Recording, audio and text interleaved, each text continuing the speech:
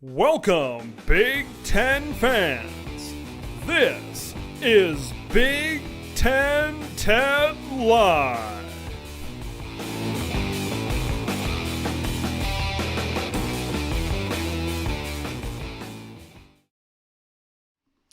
Hello, everybody, and welcome to a very special Tuesday edition of Big Ten Ted Live. My work schedule a little bit filled up on Wednesday night, so we decided to move to Tuesday night for the live stream. So thanks for adjusting those schedules here tonight. But here we are, another edition of Big Ten Ted Live. We got a two-topic show tonight. We'll get into the topics here shortly, but it should be a good one. Should be a good show here tonight. Got some good topics, some off the field, some TV stuff, a lot of news dropped this weekend. I'm doing a lot of stuff, having fun out this weekend, and news after news after news after news. And then we're here on Tuesday here talking about some of that news. You can be involved in the show here tonight. You can be involved in many different ways. You can leave a chat. You can leave a super chat. We are also going to open up the phone lines a little bit later on in this show as well. 715-600-2150. All I ask is state your name, state your fanhood, and state your facts. So you can call and talk about some of the topics that I'm talking about here tonight, or maybe something else that may be on your mind here as well this evening. But we've got a lot to talk about. So what is it going to be? Topic number one. It is going to be Tony Pettiti fixing the mistakes that Kevin Warren has left behind. Report by Pete Thamel this weekend outlining a lot of issues. And believe it or not, folks, the sky is not falling. Everything's going to be fine, but we're going to break down that article a little bit as it pertains to this TV deal. Where is Kevin Warren's legacy right now as a Big Ten commissioner, right? There was maybe a little bit ago, 3, 4, 5, however many months ago, I thought, Kevin Warren is fine. He's done some good things for the Big Ten. But as time has kind of gone by, that opinion, at least for me, and I'm sure many others, has changed in this last reporting, this last article by Pete Thamel, I'm sure contributed to all of that with a lot of different people. So we're going to get into that in topic one of our show tonight. And then in topic two, we're going to talk about on the field. We've talked about coordinators. We've talked about quarterbacks. We've talked about head coaches here this offseason on the channel. What about defenses? The Big Ten is known for having some of the best defensive coordinators in the nation. They are known for having some of the better defenses, and there are some bad dudes on the defensive side of the football in the Big Ten Conference this season. So we are going to talk about those dudes on the defensive side of the football tonight in segment number 2. I also wanted to give a little bit of an update as it pertains. Last week, I talked about our Sunday live stream that was coming up this season, the Big Ten Sunday Sound Off. You can catch that 9 Eastern, 8 Central, starting September 3rd. We're going to talk about everything that happened on the weekend, and it's going to be live stream. It's going to be your chats. It's going to be your calls. It's going to be things like that. Sundays during the football season. Tune in for the Big Ten Sunday Sound Off here live on the Big Ten TED YouTube channel.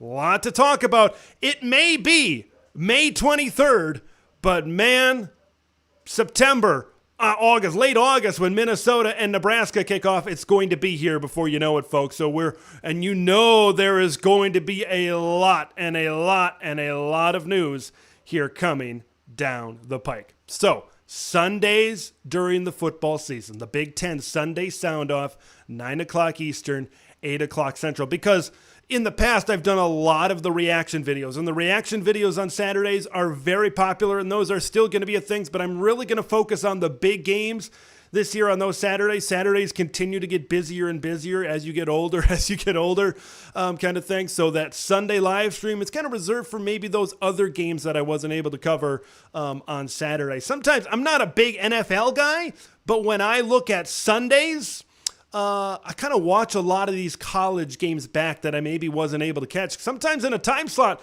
there's 2 Big Ten games. There's 3 Big Ten games in one time slot. So Sunday early in the day is a great time to kind of go back and watch those. So join me Sunday nights here during the football season as well. Like I said before, we've got 2 topics here tonight. The ESPN article from Pete Thamel talking about money has to be paid back and November night games. You bet we're going to talk about that. We're going to talk about November night games because to me, for the longest time, it's always been a little bit of a weird thing, the Big Ten policy and the tolerance, as they've said, as it relates to November night games. So we're going to talk about that during segment 1 as well. And I'm jacked about segment 2, talking about defenses.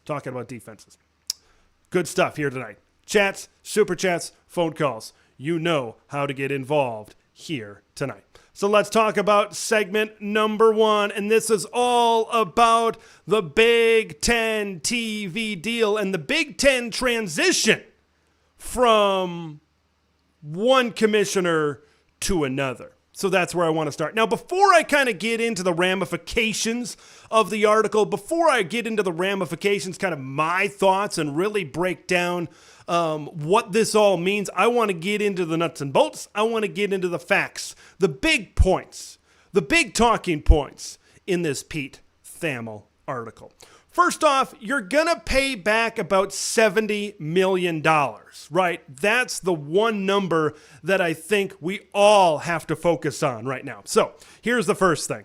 They, the Big Ten, are going to have to pay back nearly $40 million to Fox because, according to sources, Warren delivered NBC the Big Ten football title game in 2026 without full authority to do so. This was all unfolded under the complicated backdrop of the Big Ten Conference not actually controlling their own media rights. They're actually owned by the Big Ten Network. That kind of went down in 2016, and we know the Big Ten Network is majority owned by Fox, right? That's a whole complicated thing up in there as well. And then they're going to have to pay $25 million back in a deal. Lost inventory in 2020. You know, of course, the delayed season. I think the Big Ten season didn't start until mid to late October when they played in 2020. Everybody lost money in 2020. Everybody lost money. And this is just the Big Ten. I'm sure they needed to pay it back by a certain time, and that just time period is just about to come down to the deadline, so to speak, right there. So around $70 million is going to have to be paid back to these respective television networks. Okay? This is not per year. This is not $70 million per year. $70 million flat in this TV deal, which of course goes until 2030. You divide $70 million by 16, you know what that comes to? $4.5 million. One-time fee. One time. That's all it is. This is chunk change. This is pocket change. I grab into my pocket and I grab a $5 bill. I grab a $10 bill. That's what I grab. These presidents grab it, look into their pocket, and they grab $4.5 million. Folks, this is nothing. The financial aspect of this report is nothing. This is chunk change. This is not going to affect things that much. That's when I first read this and I'm like, this is what we're freaking out about? This is what we're freaking out about? University will say, yeah, here's your $4.5 million. We're fine. But there are other issues within this article that need to get figured out. There are long-standing tolerances that need to get figured out. So let's dive into this thing a little bit more. Right? I think the big thing that really came out with this article was a lot about Kevin Warren. And guess what? He's in Chicago now. He is not a part of the Big Ten Conference anymore. Tony Pettiti is our fearless leader. Tony Pettiti is the commissioner of the Big Ten Conference. Long before months ago, rumblings that Kevin Warren didn't exactly play nice with the university presidents. It was rumored that, when his deal was up in a year, in 2 years or so, that there was a chance that the university presidents weren't even going to renew his contract. Right, so this is things we kind of knew, we heard leading up to this point in time. But you're talking about Kevin Warren kind of going above the presidents. Kevin Warren acting in his own interest. Kevin Warren, with his job as the COO of the Minnesota Vikings and now the CEO of the Chicago Bears are probably roles that suit him best. Right, he is very much a figure where I'm going to say, I'm the guy in charge and what I say, and I want to take this thing into a certain direction that I think is best. When you're a commissioner, whether you're a commissioner of a professional sports league, whether you're a commissioner of a college conference, you need to act in the interests of the people that hired you. If you're Roger Goodell, you need to act in the interests of the 32 owners. You need to make them money. Kevin Warren right now, technically, even though I just said it's chunk change, even though I just said it's a drop in the bucket, they are still costing these university presidents a little bit of money. And it's the trust factor. I think as we continue to go on and on and on throughout this deal, as there were more rumblings of maybe the not great things that were happening with Kevin Warren, the more we kind of progressed through all of that, I think is when we really found out the future with Kevin Warren and the Big Ten Conference. So where does his legacy stand as a Big Ten commissioner? Like, this TV deal was one of the best things that Kevin Warren had done, making it was a $7 billion television deal, around $1 billion every year, the biggest contract in college sports history. Of course, Kevin Warren is going to take a lot of credit for that. But now you talk about the things that are happening with NBC. You talk about the lack of communication, right, with these November night games. You see a lot of schools. Not happy right now that they have to play in those November night games, and it's all due to the lack of the communication in the commissioner's office. Now, a little bit, I'll kind of talk about that here later on during this segment, but I think a lot of that has to also maybe fall into the administrator's hands and say, you signed off on the deal. You kind of knew what you were getting into. You maybe need to read the fine print a little bit more, but it all kind of circles back to Kevin Warren and his lack of communication. Kevin Warren and often going above a lot of people. So if it's not the TV deal, what is it? USC and UCLA came to the Big Ten. That's pretty common knowledge right now. USC and UCLA, you can see why they wanted out of the Pac-12, but they wanted out of the Pac-12 and they wanted in to the Big Ten Conference. So Kevin Warren just had to, I don't want to say he had to do the bare minimum, but it was a pretty easy job for Kevin Warren to take the credit to get the LA market, to get USC football, to get UCLA basketball, to get all that stuff. It's very easy to take the credit when they come to you. It's very easy that way. So if it's not USC and UCLA, if it's not the TV deal, it certainly isn't navigating through COVID, right? That was another big failure from Kevin Warren in his time as the Big Ten commissioner. What is it? To be honest with you, I don't know what it is. The more time that continues to go by with Kevin Warren, the more we really find out that this was not the right guy. Throughout the history of the Big Ten Conference, commissioner after commissioner after commissioner after commissioner, there have been long-standing, look what Jim Delaney has done. You get guys that are in office for 20 years. You get guys that are in office for 30 years. I'm sorry, but you got to take the L on this one. This is one where the Big Ten and the Big Ten presidents will take the L. This is one where we will look ourselves in the mirror and say, it just wasn't the right hire. It wasn't the right guy. And it's fine because now we've moved on and now we're bringing in a new commissioner in this deal. So $4.5 million is chunk change. It's nothing. Let's talk about night games in November because that's the deal right here with NBC. Okay, that's kind of the third bullet point really financially in this article. Is now Tony Pettiti is in charge of keeping the value, right? You look at, there are quotes from Ward Manuel, the athletic director from the University of Michigan. Oh, we didn't know that this was going to happen. We thought our tolerances that we have had for years are still going to be in place, but it didn't happen that way. You've got Big Ten Saturday night. Every single week, NBC, Big Ten football. And here's the deal. I know that people have talked about, USC can play those games. UCLA can play those games. Trev Alberts in Nebraska, they are yearning to play those games. There are other teams out there that maybe besides these teams, besides the Ohio States, besides the Michigans, besides the Penn States, there are teams out there that are willing to go into primetime, but I'm going to tell you something. NBC maybe didn't sign on the dotted line to get Nebraska versus Purdue.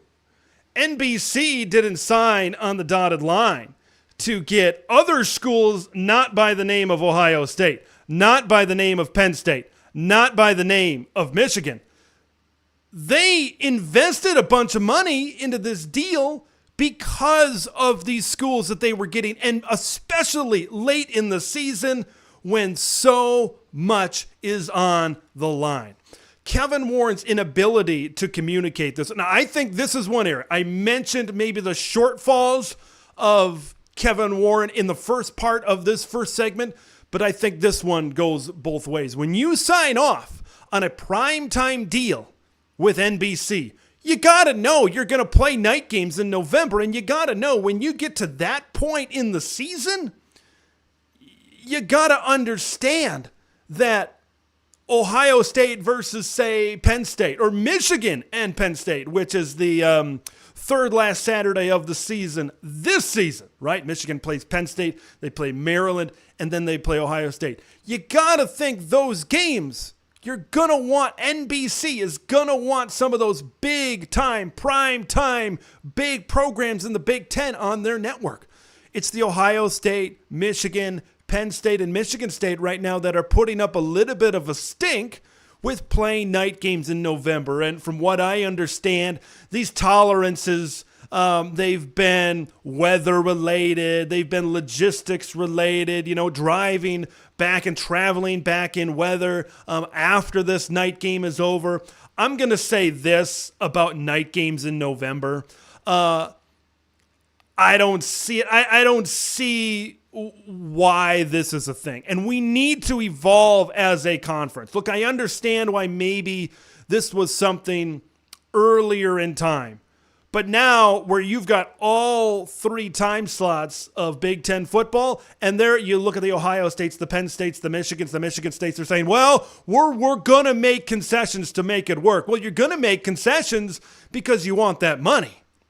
Because you want to reap the financial benefits. You don't want NBC to come back and say, well, I was looking for Ohio State. I was looking for, what about Michigan? What about Penn State? Where are these teams that we invested in? Where are these teams? And I know there's been thoughts as well floated out there. Well, you could bring in Oregon. You could bring in Washington. And, you have those West Coast teams kind of take over a lot of those prime. That's not the point. That's not the point. The point is Ohio State, Michigan, Penn State, the top three programs in the Big Ten right now. That's why networks like CBS, like NBC have put in a combined $7 billion into this television deal. They want to see big time programs. They want to see big time games. That's probably why we're going away with divisions. We want to see a big time game in the Big Ten championship game. So night games in November, it's up to Tony Pettiti right now. It's up to Tony Pettiti to right the ship. It's up to Tony to make it work, to work with the university presidents, specifically to work with the athletic directors, to work with scheduling to make it all work. I know Penn State and Michigan State has been moved to Black Friday. They're moving things around to try to make it all work. Okay? And that's what Tony Pettiti has to do, right? Tony Pettiti is having a very interesting opening thing that he has to do, because now this is a lesson in how to be a commissioner. You've got to get all the schools on the same page. Kevin Warren didn't have everybody on the same page. I'm sure his page, he loved reading his page. But now as time continues to go by, we find out really the kind of commissioner that Kevin Warren was at the Big Ten Conference. And I thought Kevin was doing a very good job at a point. But now, the stuff you kind of heard in the past from some people, and now as time continues to go by with Kevin Warren, the more you really find out, the light bulb goes on. You say, yeah, okay, that makes sense. All the things we had been hearing, all the things that had been going down. Big Ten athletic departments apparently weren't notified. Look, and you have coaches coming out. You have like Tom Izzo in basketball coming out saying, well, why didn't they talk to us? Come on. Coaches, he said it in his quote perfectly. Coaches are the last people they talk to. They are. It's university presidents, right? Mostly. You look at the commissioner, the university presidents. Those are the guys that are in the room. Those are the guys that are making the decisions. Athletic directors, is a little bit of a step down. But coaches, that's the last thing. You got to play when you go out to play, right? You want the money coming into your program. You want a new practice facility built. You want state-of-the-art locker room. You want renovations. You want all that. You play when NBC tells you to play. You play when CBS tells you to play. You don't like playing the biggest game of the week on Big Noon? Tough. Because that's what gets you the money. Fox gets you the money in that particular time slot.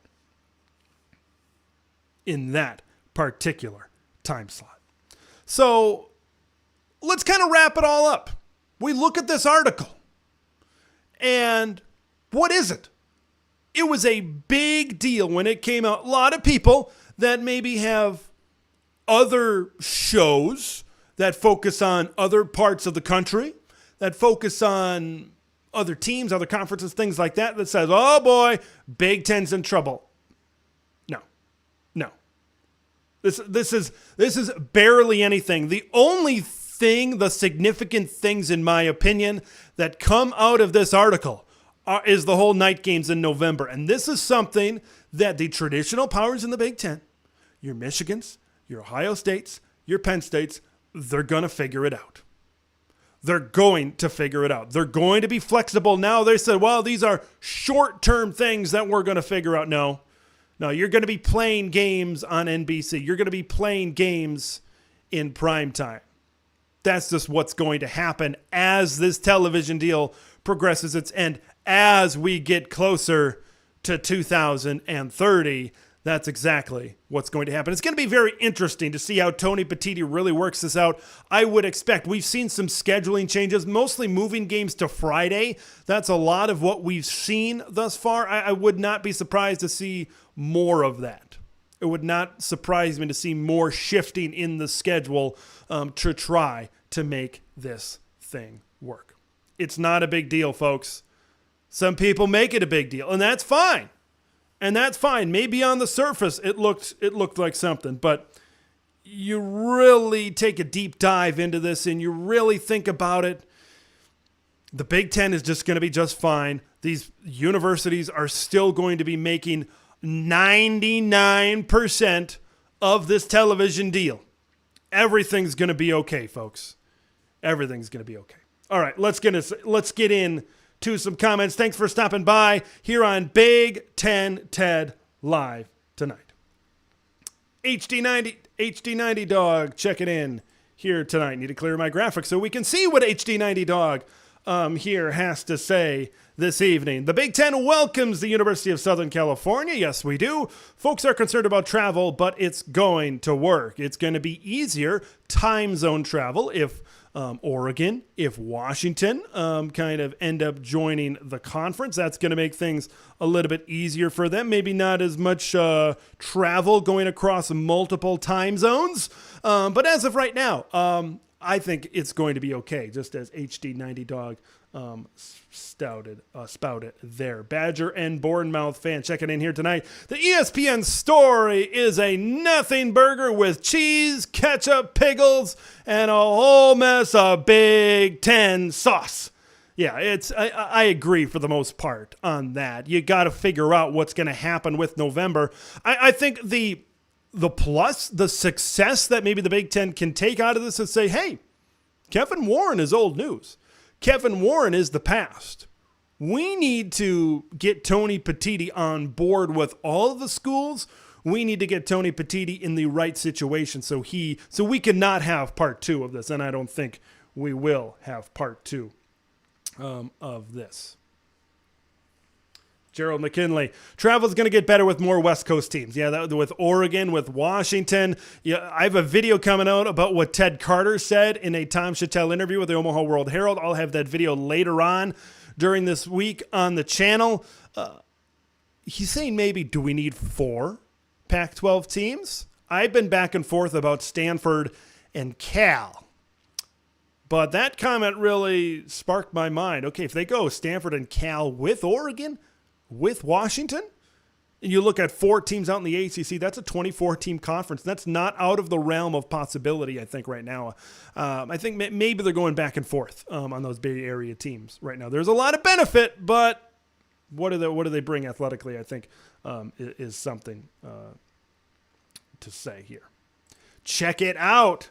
I thought Michigan and Penn State put their foot on the sand and they don't want to play night games. They don't. But you're going to have to make concessions. The article said they're saying, well, we're going to make short-term concessions. Concessions are going to have to be made. Concessions are going to be sold at the football games, and they're going to have to be made in the athletic department office. If you want to, because if concessions aren't made with Michigan, with Penn State, and Ohio State, you know what's going to happen? NBC is going to be like, this isn't what I invested in. This isn't what I paid all that money for. What's this all about?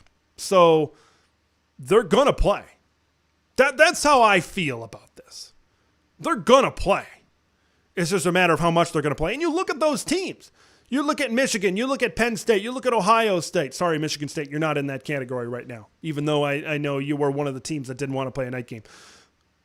You might play one game during the month of November, right? Because you have the final game of the season. Especially Ohio State and Michigan, they always play each other noon, that noon game on Fox. So I don't think it's going to happen that often, folks. That's just the way I see it. That's just the way I see it. More comments. Tony chiming in. Pete Thamel, remember, Pete was 100% behind college football canceling the entire 2020 season. He was proven to be completely wrong. I think Pete is a questionable source, according to Tony, but that's just me. Yeah, I know Pete was kind of a part of that, and I know, man, that seems like so long ago, right? The 2020 season. I think us here in Big Ten country have learned. It was kind of very odd to me when Kevin Warren canceled the season. It was very odd to me, the Pac-12 and other conferences that chose to say, nope, we're just not doing it. We're putting our foot down. We're canceling it right now. I know there was a lot of politicizing these issues. Should they play or should they not play and all of that stuff. But I was in the boat of give it a try. If you got to cancel games and if that's what happens, then that's what happens. But you got to give it the old college try. That was my thought on the situation. And Tony also chiming in, Penn State, night game, Michigan State on a Friday night. That's going to be very interesting because Friday night, CBS signed up for I think it's prime time, but I'm not positive. I thought it was prime time, but CBS is going to have a Black Friday game along with that Big Ten Network Black Friday game. So you got Nebraska and Iowa, and then you got Penn State and Michigan State. Should be interesting to see what direction the networks go in over there. Gerald McKinley, I heard that the NBC title game isn't in stone yet. Wonder if that can be fixed somehow and save the payout. Well, here's the thing, because remember, what he's talking about is paying the money back to Fox. But then you kind of go and say, well, NBC then comes and says, well, wait a minute, we were supposed to get a Big Ten title game. That was part of what we paid for. That's what Kevin promised us. So you give money back. You don't give as much money back to Fox. Maybe you got to give money back to NBC. So either way, you might be giving back some money. What a mess. What a mess. Cleaning up the mess. That is Tony Pettiti's job. Putting the puzzle pieces back together. That's what he has to try to do. He's trying to get everybody back on board to make this as good as he can. Tony also saying, doing the math, 70 million, 1% of $7 billion. $7 billion. It's nothing, folks. It's chunk change. It's chunk change. It's chunk change. Badger and Bournemouth fan talking about expansion here. Don't want any more expansion. No more expansion, according to the B&B fan. Unless Notre Dame comes aboard. As it pertains to Notre Dame, I'm in the boat where this has been spinning for so long with the Irish. This is what, will they or won't they? The Big Ten is a power player in the Big Ten Conference, right? If Notre Dame doesn't want to be in the Big Ten, then they don't have to be in the Big Ten. Watch what happens when the Big Ten scoops up more schools on the West Coast. Watch what happens when the Big Ten goes into the Southeast, and now all of a sudden they're playing 10 conference games. Maybe they're playing 11 conference games. And now where does Notre Dame go with less games on the schedule? Even if they go to 10 conference games, where does Notre Dame go? I think eventually it's going to come to a situation where Notre Dame's going to be like, okay, I think we need a jump in the Big Ten. The financial disparity is too much because this NBC contract, it pays them a lot of money, but they were never some of the, to my knowledge at least, I don't think they were ever some of the biggest earners in college football. If they were, I think it was some time ago, but especially in this recent era of college football, right? Being a part of bundling together with a lot of schools in these conference deals is what makes a lot of money. What makes a lot of money. Good chats, everybody, here today. Segment 1 in the books, talking about Tony Pettiti, the mistakes got to fix with Kevin Warren. Check it out. People say Oregon and Washington would be a good fit for the night game, but Oregon and Washington is not equivalent to Michigan, Ohio State, or Penn State. What are your thoughts? Yeah, I mentioned this in my segment. I mentioned that $7 billion, like when you pay and the lump sum is $7 billion on a television contract, you are investing in the top properties that conference has to offer. If you're investing in the SEC and all of a sudden you don't have Alabama and you don't have Georgia and you don't have LSU available to play a night game slot in November, for example, to kind of merge these two, so to speak. Now all of a sudden it says, wait a minute, that's not what I paid for. I'm not getting the best part of the deal. The best part of the deal is your Ohio State, is your Penn State, is your Michigan, is the teams that make college football playoffs, is that make deep postseason runs, that can win a Big Ten championship.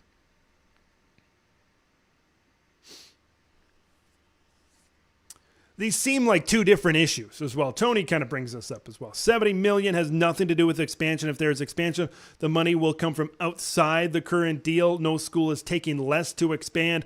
There were rumors kind of floated out there as well. I touched on this in a live stream. Maybe CBS and NBC are kind of willing to pay up for Oregon and Washington. You know, the more days and the more weeks that go by, I think it is very clear right now, and it's been reported that says Oregon and Washington definitely want in the Big Ten.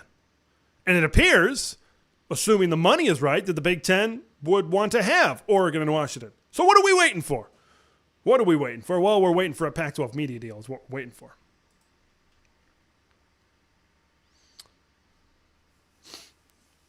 More comments. Good comments here tonight. HG90 Dog went to bat for Kevin Warren. I wasn't critical of how things were handled during the COVID season, because nobody knew what was going on. Such an unprecedented time. However, regardless of the addition of the West Coast teams, he screwed up. TV deal made things a lot difficult. And maybe these were things that Kevin Warren was eventually going to work through. It's possible, but we'll just never know the answer to that question. What he did is he left a lot of work to do for Tony Pettiti. It's like when you leave a job and you're like, do I have to do these things? Do I have to do this? I think the other guy other guy or girl, when they come in, I think they can do this. They can really hit the ground running. It's kind of like that. It's kind of like that a little bit. Kind of like that.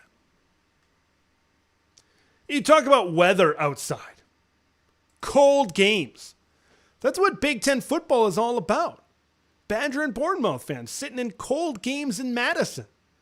It happens. It's the logistics. It's a night game. I think these night games, especially later on in the season, are going to give the Big Ten Conference a little bit more exposure, put them in a prime time window where these games are put a little bit more on a pedestal, so to speak. You're talking about teams that are putting it, like Minnesota has heating underneath their field. Wisconsin, it looks like they're preparing for that for potential home games in the college football playoff. But, like I said, these night November games, this was never something I was a big fan of, so to speak. And with this Big Ten Saturday night package kind of coming into the conference, you knew exactly what you were getting yourself into. You knew what was going to happen. Just had to be prepared for it. And that's, it goes both ways, I said, with these administrators and with Kevin Warren maybe not communicating some of those facts. More stuff here tonight. Gerald McKinley, I've heard this before. I heard this on a podcast when I was preparing for the show. I can't remember which podcast it was. If Notre Dame and Illinois decided to play their rivalry game at the Bears' new stadium, do they split the income for it after paying the Bears? There have also been talks of what if there's a November NFL Stadium Series, like you have these teams. Maybe you can play in Detroit at Ford Field. You can play at the new indoor Bears Stadium. You can play in Minneapolis at US Bank Stadium. If weather, you just keep on going down the line. I'm like, don't. No. These night games on campus. Like, there's already too many neutral site games in college football. We need more on-campus games. So I understand what you're saying with the weather. The weather is a part of the game of football. I don't want to take weather outside of college football. That's, I think, one of the last things that I really want to do here. Check it out. NBC would most likely want to see the big schools play at night.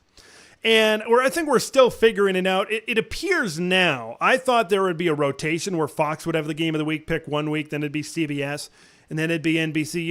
The more I'm kind of learning about this, the more it looks like Fox has the number one pick every week, and then CBS and NBC alternate number 2 and number 3. Illini for life, checking into the stream here tonight. I remember the days when former Indiana basketball coach Bob Knight did not like ESPN scheduling games on Monday at 9:30 Eastern. He didn't want kids going to miss class. There's all sorts of coaches not liking certain time slots. There's been many examples of this throughout the years, but man, it's just, you got to. When there is this many dollars and cents on the line, I'm sorry, this might be a little blunt, but you got to do what you're told. You got to do what you're told if you want your athletic department to prosper in the future. That's what you got to do. That's what you got to do. More comments. Some good stuff here tonight. Very good comments. Really appreciate the discussion because the weather, cold weather, it is such an identity of Big Ten football. And I know Big Ten football is expanding a little bit more, and I know Big Ten football is going to different parts of the area and is exploring different footprints, and maybe it's not so much a cold weather sport anymore, or a cold weather conference, I should say, anymore. Maybe it's not so much that, but I think we're getting into a situation right now with the Big Ten Conference where we need to look at what's being offered on the television side of things, because this is an unprecedented college media rights deal. This is a great college media rights deal, and I think they should really take full advantage of it. I want to see some of these night games. I would love to see Michigan and Penn State at night. Ohio State and Michigan State are going to play at night. I firmly believe that these things are going to happen. That's the way I feel with this. Let's dive into some more comments here.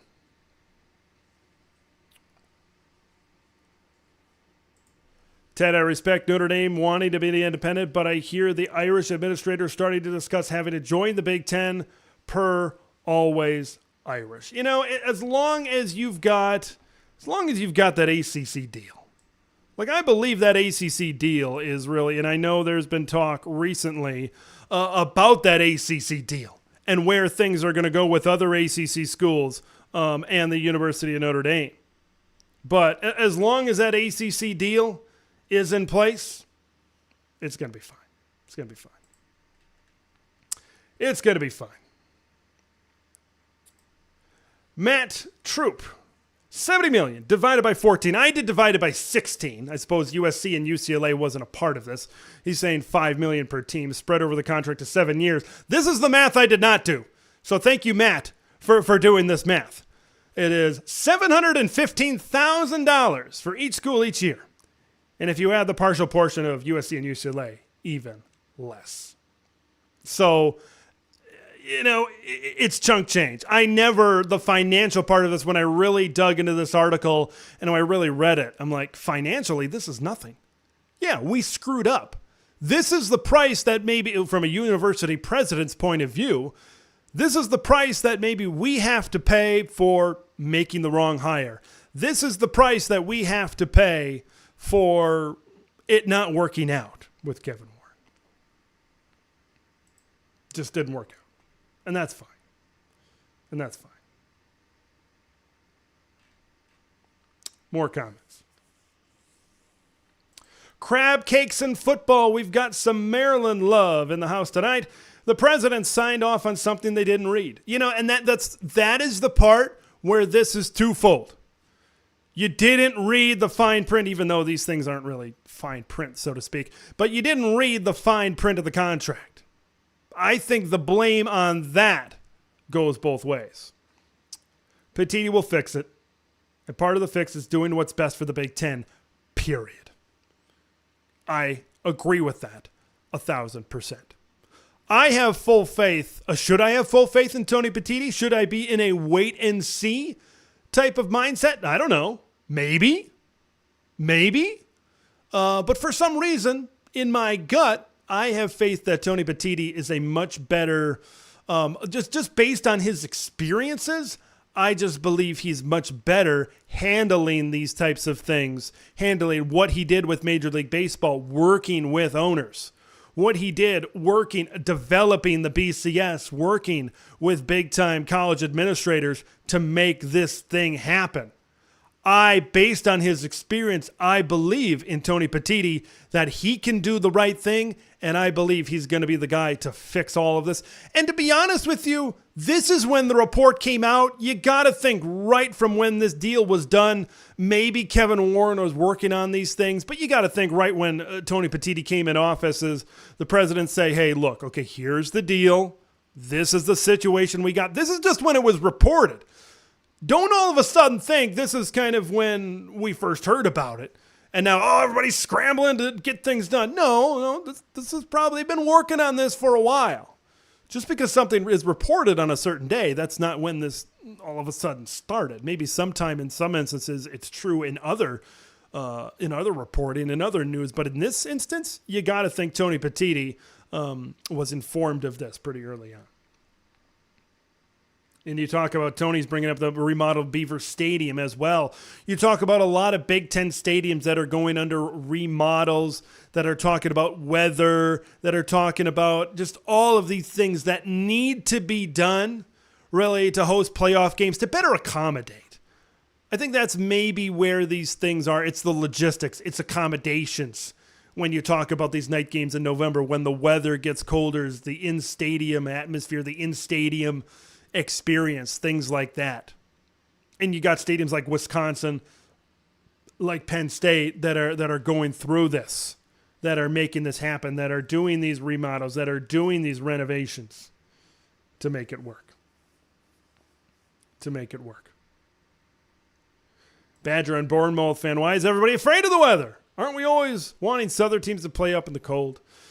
Yeah, I think we've said what we needed to say about the weather, like about these night games in November. And I was never a big fan of that growing up. I always kind of wanted, come on, late in the season, there's big-time Big Ten games. Let's put these boys in prime time. Let's put them on the stage, baby. But for some reason or another, it just didn't work out. And, there were tolerances and some scheduling things that ADs didn't want to deal with. But then there's some ADs like Trev Alberts coming out and say, yes, sign us up. Prime time in November all the way. So I think there's a select group right now that is maybe causing a fuss with these November night games. But the problem is that it's the group of schools that are very, very good. These are the group of schools that kind of have a big influence over the Big Ten and the direction of the Big Ten Conference. So the good thing is we can move on. The good thing is there's not a lot to worry about right now. And maybe as Big Ten fans, as we continue through the month of May and we approach the summer, we could continue to talk about Oregon and Washington. We can continue to talk about Tony Pettiti. We can continue to talk about the other things that really have a significant impact in the Big Ten. We're probably going to be talking about scheduling.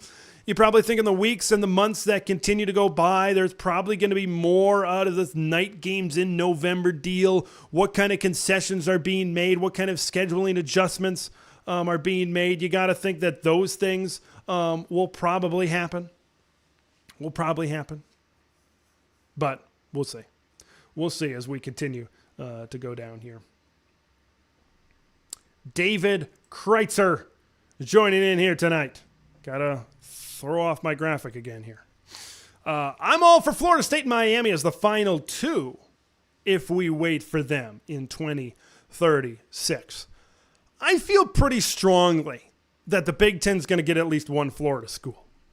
I think the Big Ten's going to be pretty aggressive. And,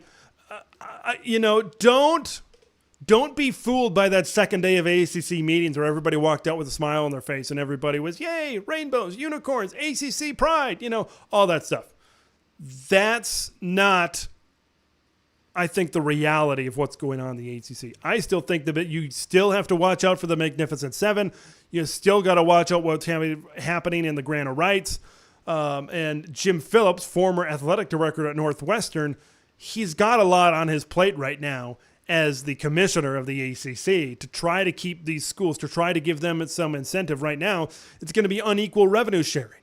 How that's all going to work, I think, is still up in the air.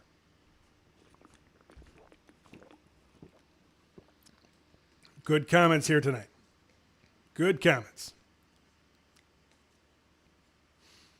Oh, boy. Illini for life. I see your comment, and this brings up fall weddings. I would rather attend a cold night game than attend a wedding of someone I hardly know. No weddings between September and November. No weddings, okay, people? Let's get that. Josh Pate on that Late Kick show did a great segment of that last football season of some of those weddings. Luckily, I had a wedding to go to week 0. It was the night of the Nebraska-Northwestern game. Luckily, I was able to watch that game, upload the reaction video, and then I was able to head out to the wedding. I was able to fit both in on the same day. So luckily, there were no other fall weddings kind of throw. The weather in the fall, especially up here in Minnesota, the weather in the fall can be a little bit dicey. Is it going to snow? Is it going to rain? Is it going to be cold? Just no more fall weddings. No more fall weddings. That's what I'm for. Our buddy Big Ten Johnny checking in here tonight. It's time. It is time for Colorado to join the Big Ten and get the Nebraska-Colorado rivalry reignited. Huskers and Buffs are going to play week number 2 this season at Colorado. Man, that's going to be a fun game. But Colorado is an AAU member. Of course, they're heavily rumored right now to be headed back to the Big 12 Conference. But right now, maybe Dion will really improve their program 5 years, 7 years down the line where they're back to being a top 15 or a top 20 program in the country. And then maybe they become more valuable to the Big 10 Conference. That's going to be something to keep an eye on. But right now, I think it's Colorado, it's Arizona right now that appear to have an eye on the Big 12. I've kind of listened to some of the things that Arizona's AD has said as of late, and I'm like, whew, oh man, that is he's saying some things. He's dropping some hints. Let's just put it that way. Jashino checking in here. What if the night games are at USC and UCLA? We talked about that here earlier in the live stream. We talked about that in segment 1. And that's, I don't think, what NBC paid for. I don't think that's where NBC is right now. They want Ohio State. They want Penn State. Why not Penn State versus USC in prime time? Like, I think there's more to talk about when we talk about this. Because they are paying for every bit. We're not just paying for the California schools. The California schools are great additions. No question about that. Fantastic additions to the Big Ten Conference. But, and there's always a but you need the whole package. You need the whole thing to create the entire value, I think, there. HD90 Dog talking about Iowa Northwestern will be at Wrigley Field this season. I don't care for these games, but if the viewership demands it. So, are people going to watch? Please educate me on these neutral site games at a baseball field of all places. Are people going to watch Iowa against Northwestern more because it's played at Wrigley Field? If this game, I'm not sure where it should be. I think it's supposed to be at Kinnick this year. I think if they were alternating back and forth, I can't exactly remember. If this game were played at Kinnick or if it were played at Ryan Field, would that change anything in terms of viewership? I don't think it's a significant margin. I'll say that. I love the home stadiums. I think the home stadiums pop on television. I think the student atmosphere, the stadium atmosphere, all of that, the student sections, the traditions, all of that is what makes college football television so unique. It makes it so great, and that's how it differentiates itself from the NFL, is that crowd atmosphere really pops in terms of a television product. And I thought they played at Wrigley Field before, and it didn't go well. It wasn't the greatest thing in the world. Let's just put it that way. So, baseball field, a football game. Well, look what happened at some of these bowl games. Look what happened at some of these bowl games last year.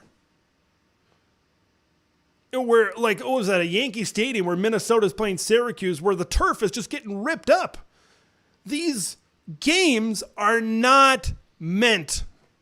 These games are meant to be played on baseball fields. They're meant to be played on football fields. Sorry if I'm getting on my soapbox and whatever, but that's just how I feel about the particular situation.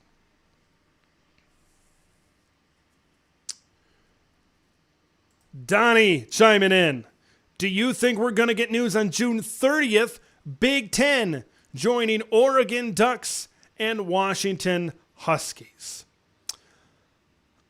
I don't know about dates. When I look at dates, when I look at the timeline, I've heard stuff in terms of a Pac-12 media deal. You talk about Ray Anderson, the AD at the athletic director at Arizona State, talking about July, talking about August for a Pac-12 media deal. I don't think that Pac-12 media deal is going to get in front of university presidents for a little bit. That's where I feel with all of this. I think what's going to happen is teams like in Oregon, Washington, Colorado, and Arizona to other conferences, they're going to get impatient, being like, we know what we're going to get in the Big 12. We know what we're going to get in the Big 10. We're going to head over there. So Iowa Northwestern, yeah, makes sense. A home game for the Wildcats. Home game for the Wildcats. Must have been at Kinnick last year. That's a game that slipped my mind, apparently. 6:30 Erica Goldberg, resident Hawkeye fan, chiming in here. The reason the Iowa Northwestern game is happening is because the Northwestern Stadium is being worked on, if memory serves. They're talking about renovations. I'm not talking if these are just general improvements right now, because they are playing games. To my knowledge, they're not playing every game, I don't think, at Wrigley Field this year. So, I think that's an interesting topic right there. But yeah, Iowa Northwestern at a baseball stadium. Badger and Bournemouth fan. Yeah, remember this game, Wisconsin LSU? I remember watching that game at Lambeau Field. It was awesome. One of the best games I was ever at, even though I prefer on-campus games. As much as I love the on-campus games, I don't mind a neutral site environment. And Lambeau Field was definitely a unique experience. I remember watching that game on television. I grew up in Wisconsin. I grew up an hour south of Green Bay, Wisconsin. And when you watch Lambeau Field on television, it's green and gold. It's sold out. You're used to something. And then when you see the purple and gold at LSU, when you saw the red at Wisconsin, it was very different. It was very unique on television, and some good perspective here in terms of someone that was over there. Good stuff tonight here, ladies and gentlemen. We are counting down the days.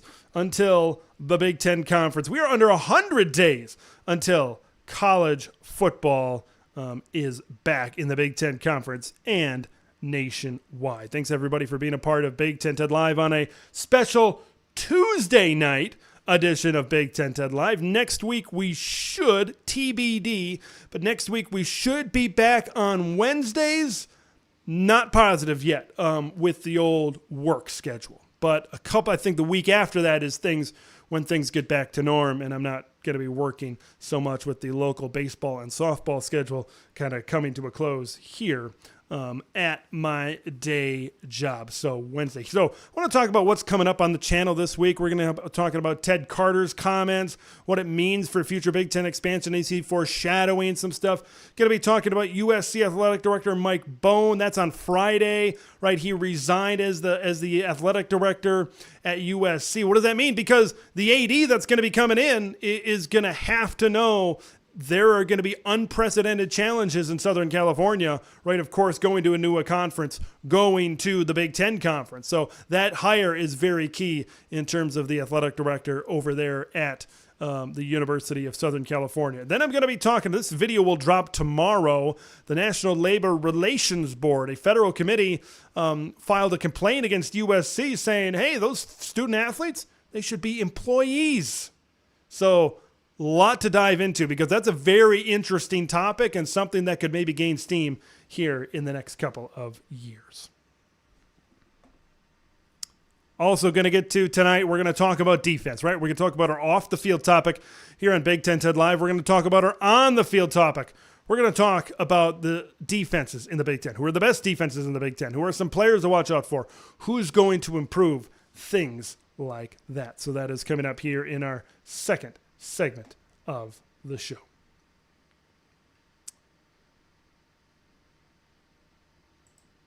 Buddy Big Ten Johnny, college football with all these games and new primetime slots and these huge deals is capitalizing on what Americans want. More football. Big Ten Johnny, not a fan of the USFL, and the XFL and college football gives us more. I'll be honest. I've watched I think maybe one XFL game, and it's not the 2001 version of the XFL, not He Hate Me version of the XFL, but the newer XFL. I've only watched like one game. I haven't watched a USFL game. I just don't think the game is different enough. I will say this about spring and summer football. I was more intrigued about arena football because it's different. It's a different sport. When you just give me NFL light, when you give me college football light, what's the draw? What's the draw? If you made a difference, what if you made like these spring leagues where a sack is worth 2 points, an interception is worth 3 points? Make it different. Make it something. I know they've done some things with the kickoffs and the kickoff rules, and I know the XFL and the USFL are giving guys opportunities to maybe get back to the NFL. But me, I'm not a huge fan. I think sometimes we need a break. And I know, John, you're talking about more football. And I understand that. And I get that. And America has a large appetite for football. But me personally, sometimes I just need a break. You need to build it up a little bit. You need some anticipation. Need some anticipation. And build it up. That's what makes the beginning of the year so great.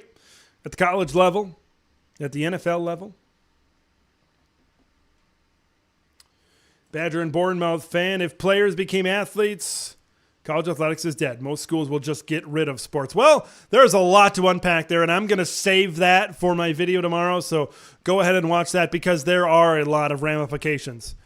There's so much. I'm not going to get into it now. Watch the video that drops at 7 a.m. tomorrow.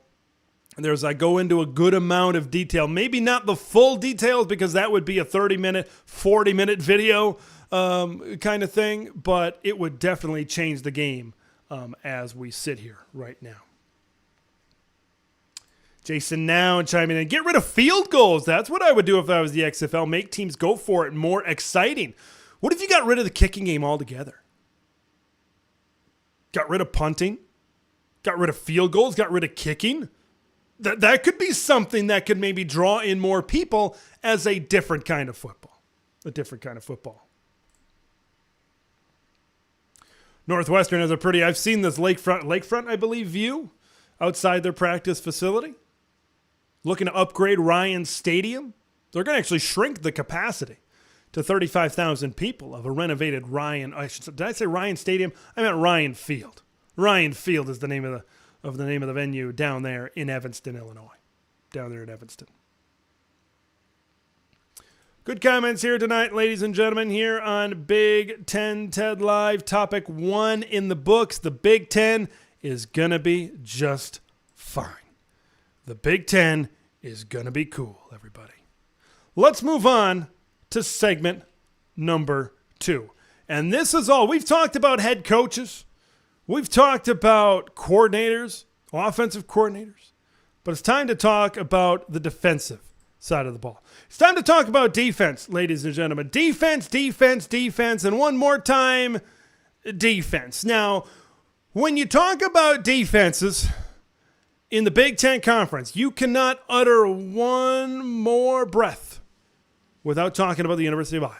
Mentioned before in my coordinator segment a couple of weeks ago on Big Ten TED Live, Phil Parker, best coordinator in my opinion in the Big Ten Conference. I think he's number 1, and then you can go 3A, 3B. That's how much of a gap that I think maybe there is between what Iowa's doing at the coordinator level to the rest of the coordinators in the Big Ten Conference. But when you talk about defense this season in the Big Ten Conference, you got to start with the Iowa Hawkeyes. And for some people that maybe casually follow this conference, that might be a little bit of a surprise to some people. You've got a generational linebacking pair in Jack Campbell and Seth Benson. It's like, well, you lose those guys. You lose a first-round draft pick in Lucas Van Ness. What do you mean this is still going to be a great defense? Well, let's break it down. You lose Riley Moss, Terry Roberts, enters the portal. What do you mean there's still going to be a great defense? When you have a culture that Iowa does on defense, you look at culture, you look at Ohio State wide receivers, you look at, there's other position groups and units across the Big Ten. But when you have a culture like Iowa does, you're going to keep on building on that culture. The Bull Hawkeyes are going to be back in the secondary. This will probably be, and I'm going to get into other units on this defense specifically, the black and gold. And there are some other good units. But the Ball Hawkeyes, that's secondary, man. Good luck throwing on them this year. You look at Cooper DeJean, the turnover machine at corner, right? You had Riley Moss as maybe that corner, that was one of the better corners on the team.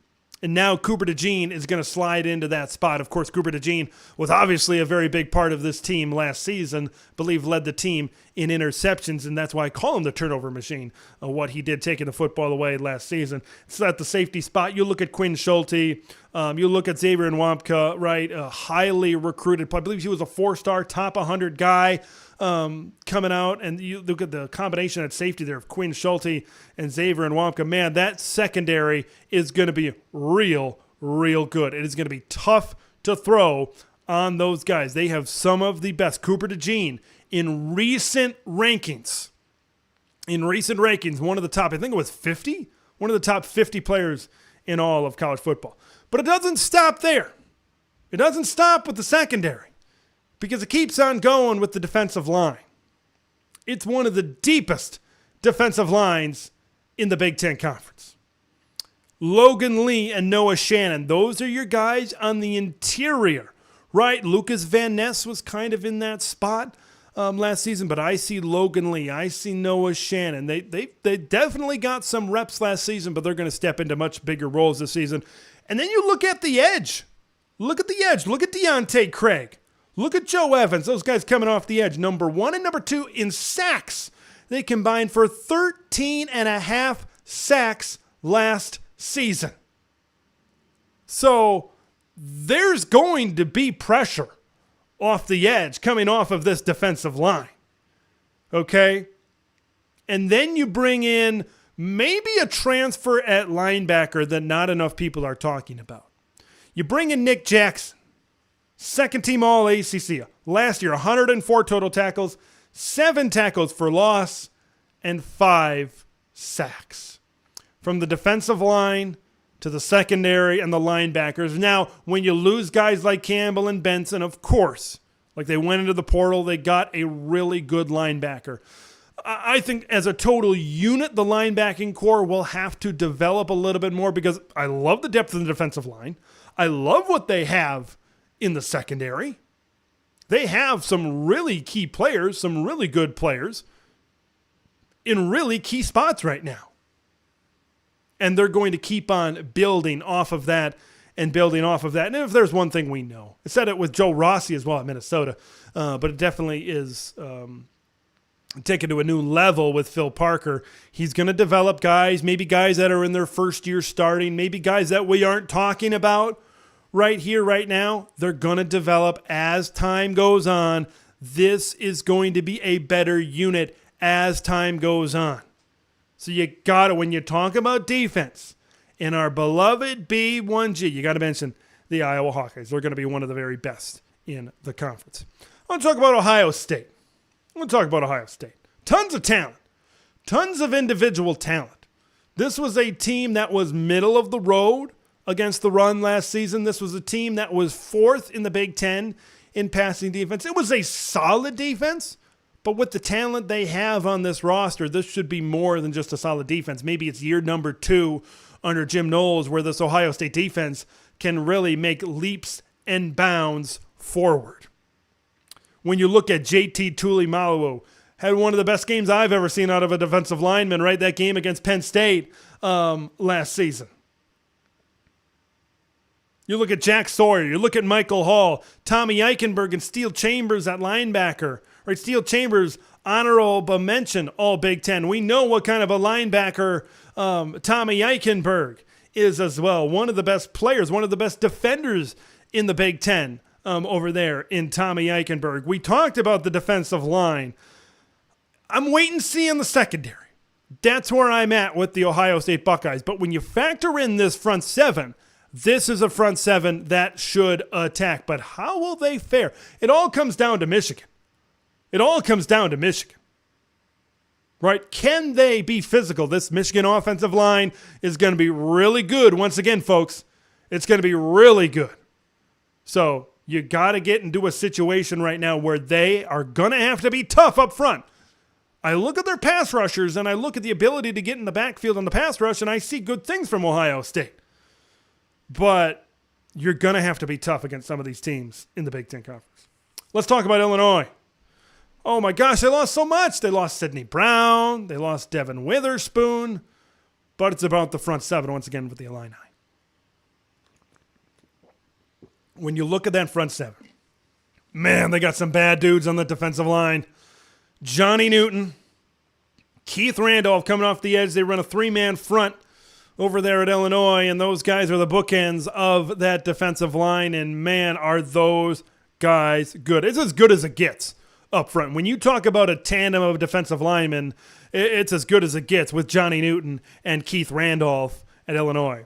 And then you take a look at their linebacking core, right? They lose some guys. They lose like an Isaac Darkangelo that was very key to their success. They lose some guys in the linebacking core, but you bring back Tariq Barnes, who was third on the team in tackles for loss, had 8.5 tackles behind the line of scrimmage. You bring back Gabe Jacobs, poised to break out, one of the best young Big Ten linebackers. Seth Coleman had 4.5 sacks last season. When I look at this front seven, it is one of the best front sevens in the Big Ten Conference. But what's going to happen in the secondary? You got a young kid in Matthew Bailey, played pretty decent in the bowl game against Mississippi State. It's going to be up to new defensive coordinator Aaron Henry to get the most out of these guys. That's the question for me as it pertains to the Illinois Fighting Illini. It's their secondary. It's the secondary right now. When I look at the front seven, I see some really good things for Illinois. Let's talk about Penn State.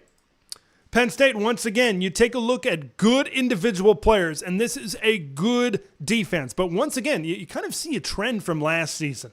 Secondary, you look at Joey Porter Jr., gone. You look at Jair Brown, gone. Who's going to step up, outside of Kalen King in the secondary for Penn State, I believe, are questioned. Abdul Carter and Kalen King, good as it gets at their positions. True sophomore right now in Abdul Carter is going to be great. He's going to develop into one, if he hasn't already, into one of the best linebackers in the Big Ten Conference. What about Chop Robinson? He's not chopped liver. 10 tackles for loss, 5.5 sacks last season. Going to be one of the best pass rushers, I believe, according to Pro Football Focus. They're projecting him to be one of the best pass rushers in all of college football next season. A defense with standout individuals I trust. I trust Manny Diaz to get the most out of this defense. I trust Manny Diaz to attack. And I think maybe this defense at Penn State, a teeny bit overlooked because of what you have on the offensive side of the ball, the big hitters in the run game with Nick Singleton and Katron Allen.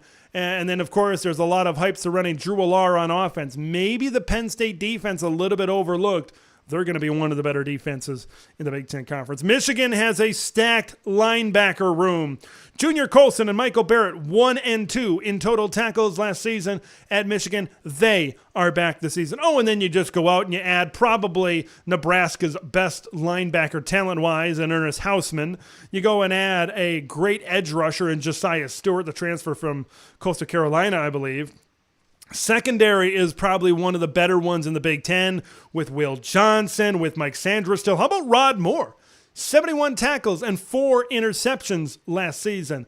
And then you look at guys like Jaden McBurrows and Amarion Battles, I believe his name was over there. So Michigan is in a scenario. Michigan is in a good spot defensively. I think they got some pretty good players on the defensive line, but this Michigan defense is bringing back a lot of guys, especially at linebacker, especially in secondary, to make the magic happen at the University of Michigan.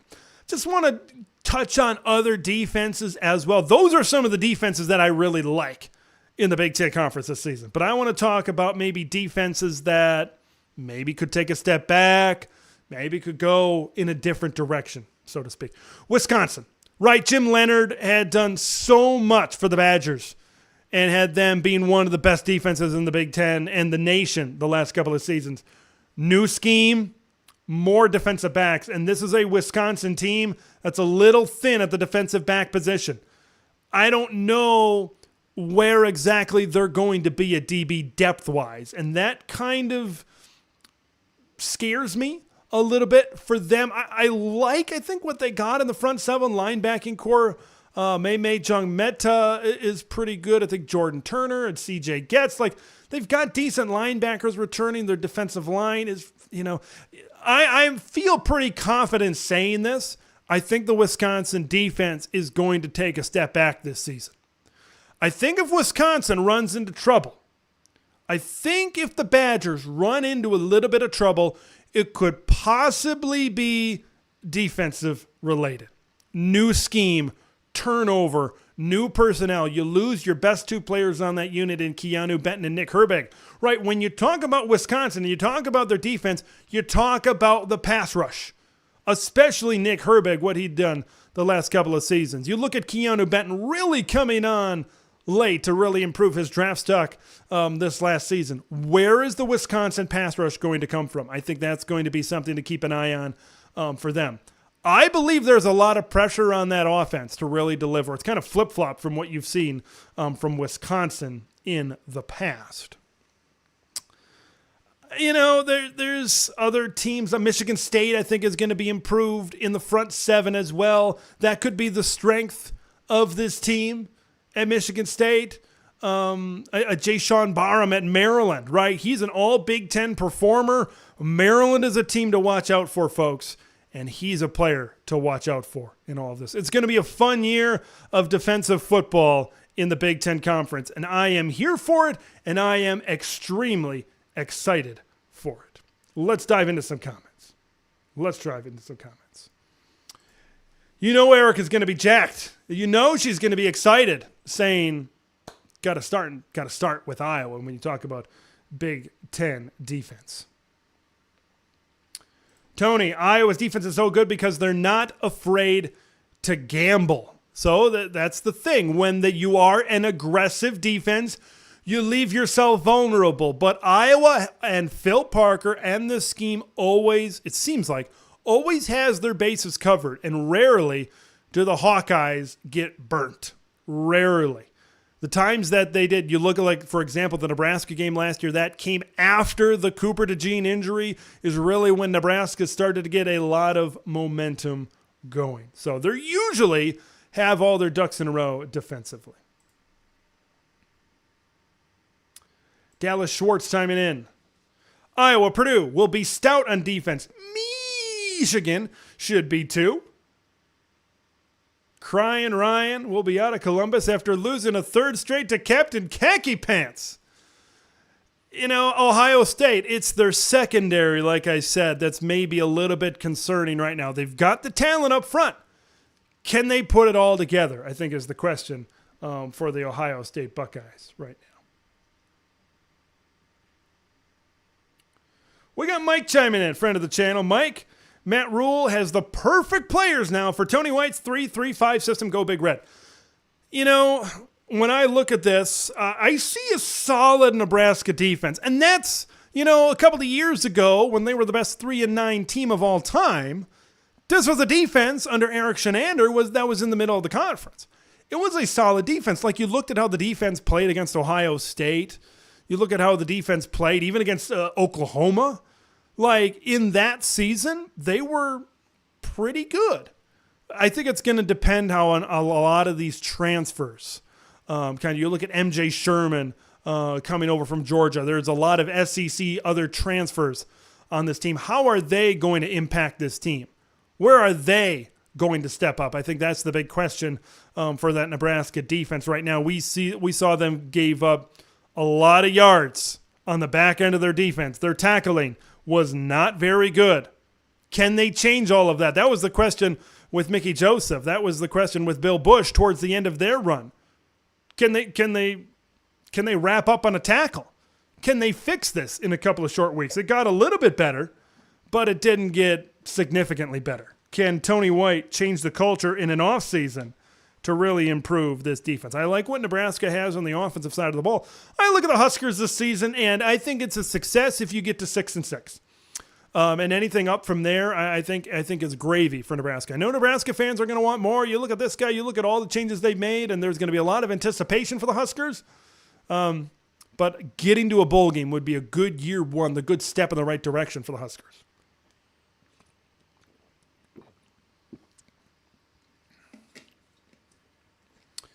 More comments regarding defense. Let's get to them. Illinois was the best defense last season. Boy, I tell you what. Illinois was a very good defense, and they were right there in the Big Ten, at the top of the Big Ten. But I will say this about I mentioned Iowa at the top of this segment. For Iowa to go 7-5 despite their offense, I think says a lot about their defense. I will say that.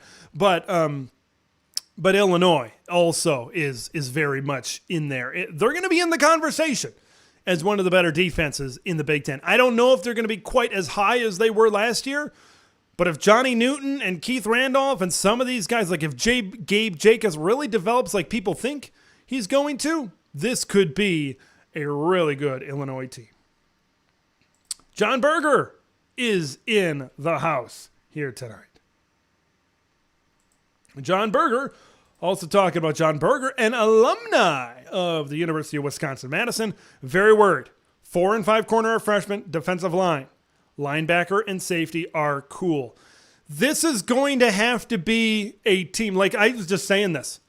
There is a lot of pressure on this offense at Wisconsin this season.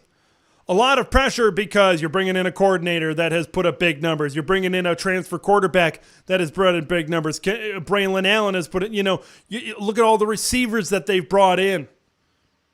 A lot of expectations. And now you take a look at the defense, and the defense isn't what it has been at Wisconsin.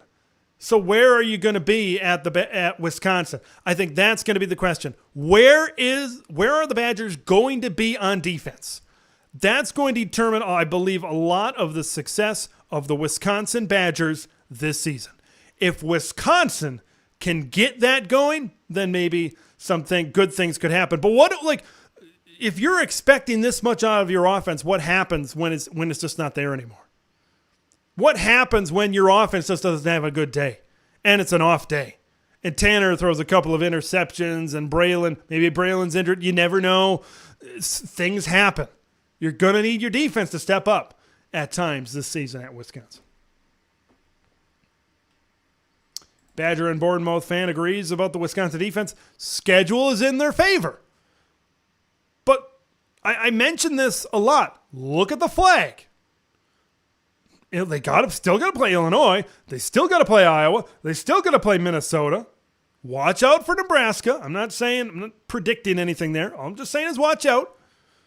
Purdue, that's a Friday night game at West Lafayette. Just watch out. Just watch out. They got to play Ohio State still. There are guys in this system that there's a little bit to worry about at Wisconsin. You really do a little bit of a deeper dive, and there's a little bit more to maybe be concerned about here in Madison, Wisconsin.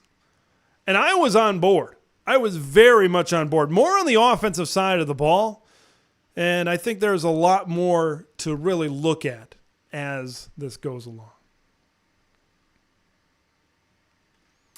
Worried about offense as well. Mike chiming in, I don't know what happened to Frost, but Nebraska's biggest problem was coaching. And I like Matt Rule, and I like what he brings to the table. I like that he's a developmental coach, and I think that's maybe what Trev Alberts, when this hire was made, I said, this is what Trev Alberts wants a tougher team. Trev Alberts wants a more physical team, right? Kind of like back in the day, right? When he was playing, he wants a team that's going to be there and really get down and dirty in the trenches with some of these teams in the Big Ten Conference and maybe look more like a Big Ten team and develop players more, keep them on campus, right? Scott Frost had a problem with the transfer portal. A lot of kids leaving. He recruited top 25 classes. He recruited top 30 classes, but maybe it just didn't work out in the end over there. So there's that at Wisconsin.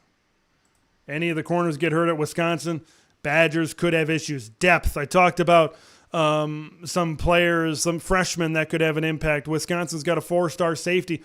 Just because of the situation, they're probably going to be thrown into something right away.